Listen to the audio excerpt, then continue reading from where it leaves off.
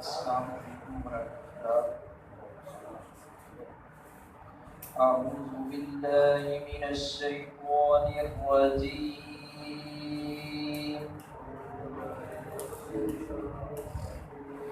بسم اللہ الرحمن الرحیم،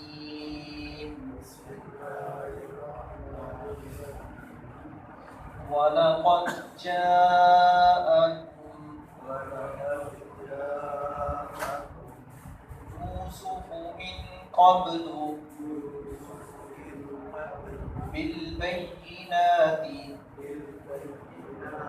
فَمَا زِلْتُمْ فِي شَكٍّ مِّمَّا جَاءَكُمْ بِهِ حَتَّى إِذَا هَلَكَ قُلْتُمْ لَن يَبْعَثَ اللَّهُ مِن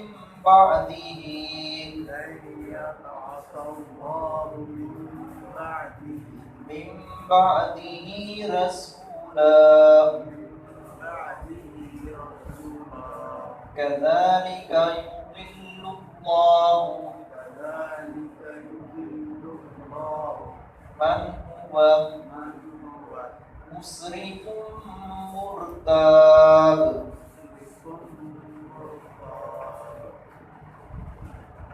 اچھے انسان کی قدر کرنی چاہیے، اس کی تعظیم کرنی چاہیے۔ تعظیم تو قدر ہر ایک کی کرنی چاہیے، لیکن جس کو اللہ نے علم کی دولت سے اور دین کی دولت سے اور خیر سے نوازا ہے، عمر میں پڑھا ہے، اور ایک اللہ نے اس کو منصب جاہ و جلال عطا فرمایا ہے، اس کی عزت قدر کرنی چاہیے، اور مناسب حد تک جتنی اس کی شخصیت اور پرسنالٹی ہے اس کو پروٹوکول کا دینا چاہیے۔ یہ بھی نہیں ہے کہ بندہ ہاتھ سے آگے نکل جائے اور اس کو بڑھا چڑھا کر پیش کرے۔ ہمارے ہاں یہ ہوتا ہے کہ جب تک کوئی شخصیت، کوئی عالم دین، علماء کے ساتھ بھی ایسے ہوتا ہے کہ جب تک وہ زندہ ہیں تو ہم ان سے فائدہ نہیں اٹھاتے اور ان سے ان کی صحبت حاصل نہیں کرتے، اچھے لوگوں کے پاس نہیں بیٹھتے، ان کی باتیں سننے کے لیے، سمیٹنے کے لیے تیار نہیں۔ تو جب مر جاتا ہے تو پھر ہم بڑے قصیدے اور بڑی اس کی تعریف توصیف، کسی کہنے والے نے کہا ہے کہ یعنی کہ اپنی تعریف سننے کروانے کے لیے پہلے مرنا ضروری ہے۔ یہ ہمارا المیہ ہے کہ جبکہ ہمارا منہج اور ہمارا عقیدہ یہ ہے کہ نہ ہم اکابر پرست ہیں نہ مکابر پرست ہیں، نہ تو بڑوں کی پوجا کرتے ہیں اور نہ ہی مردوں کی پوجا کرتے ہیں، نہ زندوں کی نہ مردوں کی۔ لیکن اس کا مطلب یہ بھی نہیں کہ کسی کی قدر نہ کی جائے، کسی کے مقام اور اس کے منصب کو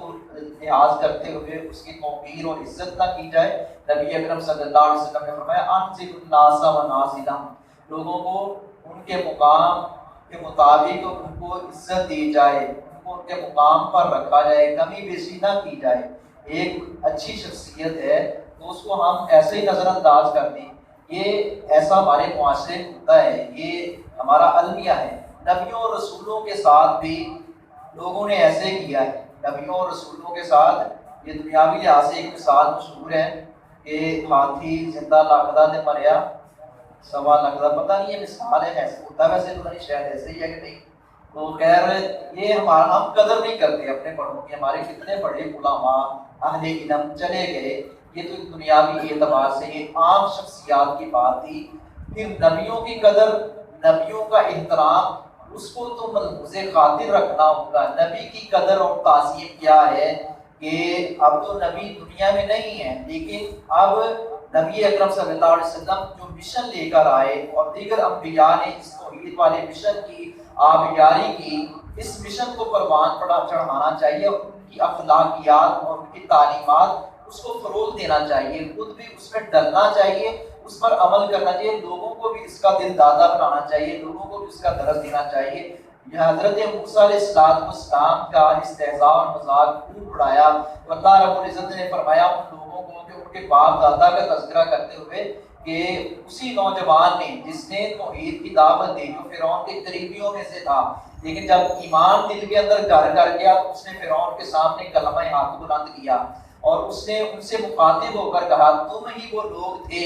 یہی مصر کی زمین تھی، حضرت یوسف علیہ السلام تمہارے پاس نبی اور رسول بن کر آئے اور تم نے ان کی تکذیب کی، اس نبی کی حضرت یوسف علیہ السلام کی تکذیب کی، ان کو جھٹلایا، اور پھر جب یوسف علیہ السلام دنیا سے چلے گئے تو پھر کہہ رہے ہیں یوسف جیسا تو کوئی بھی نہیں تھا، یہ تمہاری روش ہے۔ اس نوجوان نے ان سے مخاطب ہو کر کہا، تو اللہ رب العزت نے ایسے لوگوں کا، گمراہ لوگوں کا تذکرہ کیا ہے کہ یہ گمراہ لوگ ایسے کرتے آئے ہیں، ان کی یہی روش رہی ہے۔ وَلَقَدْ جَاءَكُمْ، اور البتہ تحقیق آیا، یوسف